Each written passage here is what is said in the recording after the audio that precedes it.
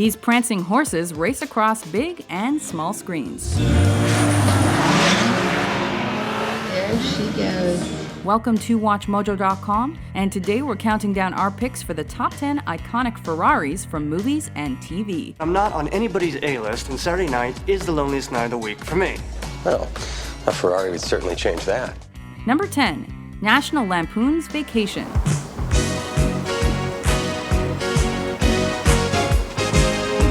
What's more cliched than the hot blonde in the red Ferrari convertible? Well, the hot blonde in this case is Christy Brinkley, and it seems like she's speeding along in her 308 GTS, license plate love me by the way, just to get Clark Griswold worked up into a sweat. What happened to your hair? You're sweating. Are you blushing? Don't be silly. Do you think the station wagon stands a chance next to her performance vehicle?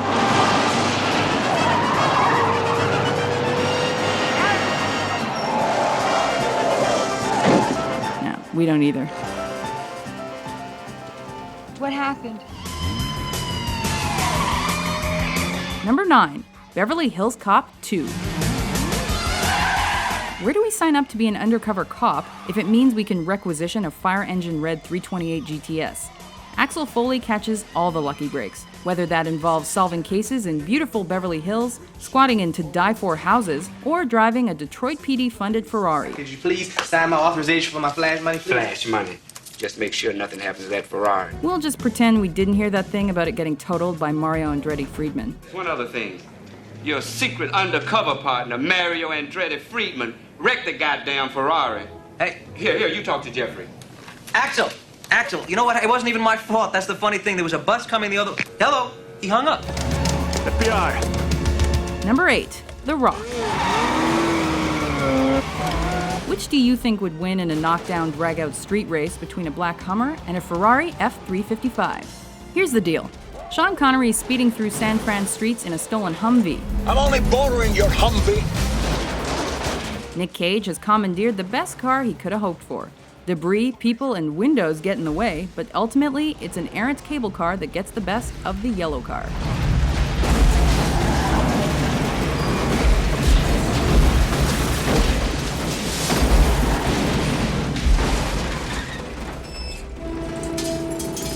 Hey, man. You just up your Ferrari. It's not mine. Number 7. Tower Heist. We're 65 stories up. How do we get out of here? You don't. This movie may be forgettable, but its star is anything but. No, not Stiller. We're talking about this. Agent Denham, that is a 1963 Ferrari 250 GT Lusso, owned and raced by the coolest cat who ever lived, Steve McQueen. That's right, it's the king of cool's car, and it's in the living room of a high-rise. Okay, that does mean there are no epic chase sequences, but did we mention it's made of solid gold? The hood is solid gold? Do you have any idea what that's worth? Yeah, we do, and that's why this part makes us so nervous.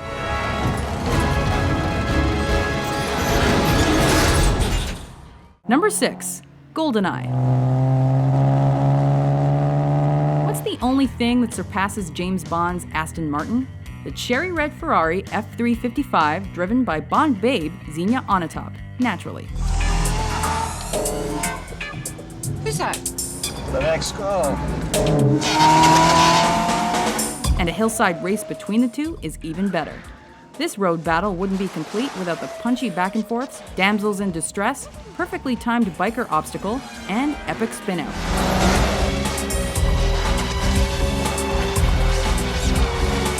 Who do you think comes out on top? James, I want you to stop this car. Really? Stop this car at once!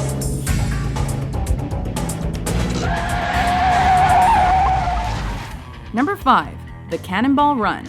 God is our co-pilot. Huh? Remember our car? Yeah? 2 seats? 2 seats. Where's he gonna sit? You know how to stand out in a cross-country race?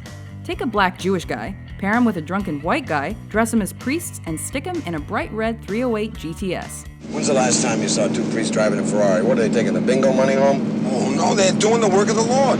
In a Ferrari, they could just do it faster, that's all. Don't forget to add some gambling, a little friendly competition, and lots of drinking for good measure. Okay, the Ferrari doesn't give this hilarious twosome a win, but it does give us ample laughs. All right, hit it. Hit it? Hit it?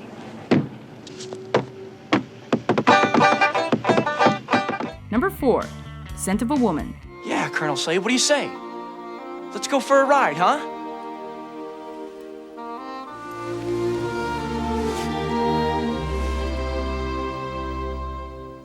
What kind of ride? If we had a dime for every time someone tried to cheer us up with a Ferrari test drive. This Mondial Cabriolet is a beaut. Not that Al Pacino's character can see that, as he is blind. Yep, that guy behind the wheel of the $109,000 automobile cannot see a damn thing. Straight. Hold it right like that. You feel it? Yeah. That's straight. It's just straight. Just keep it straight. But he can hear that baby purr. Hold on, Charlie. I think we got another gear here.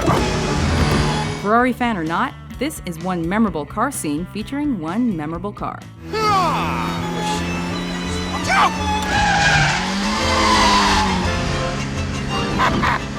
He's killed! Don't blame me, Charlie. I can't see. Number 3, Miami Vice. Crockett and Tubbs are hands down the coolest and best dressed cops anywhere, anytime. But even with the pastel blazers, slick shades, and feathered hair, they'd be naked without their sexy lady in black. Crockett's 1972 Daytona Spider 365 GTS4. However, it's only a replica. Good thing though, cause... But all's well that ends well. Miami Vice did so much for the brand, Ferrari donated a spankin' new Testarossa for season 3. 340 horsepower, 180 miles an hour. New paint, new rubber. Absolutely essential for any type of serious police work, huh? Got that right. Number 2, Magnum PI. Tom Selleck somehow made short shorts, Hawaiian shirts, and mustaches cool, and we figure it's thanks to his cherry red 308 GTS. Well, technically it's not his. It belongs to Magnum's mysterious benefactor Robin Masters. But either way, with the top down and the sun on his shoulders, the mustached one is ready to race around the Hawaiian Islands and occasionally stop to solve crimes. Nice set of wheels you got here. Where'd you steal her? What makes you think she isn't mine? No. Jeez. Number 1, Ferris Bueller's Day Off. Whatever miles we put on, we'll take off. How? We'll drive home backwards. No. No! Ferris, forget it. You're just gonna have to think of something else. A joyride around town on a beautiful day must be done in a 1961 Ferrari 250 GT California convertible.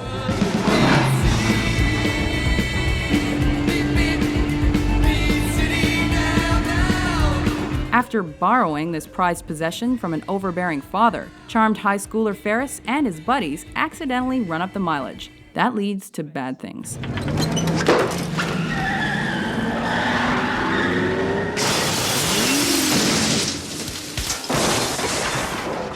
For those of you lusting after this hot redhead, don't fret. It's only a replica at the bottom of the ravine, but it still hurts. Holy shit! Do you agree with our list? What do you think are some of the most iconic Ferraris from movies and TV? If you had access to a car like this, would you take it back right away? Neither would I. For more top 10s about your favorite flicks, be sure to subscribe to WatchMojo.com. Oh man, look at that, a Testarossa. Whoa. Ouch. I think you gotta pay off your Mustang first.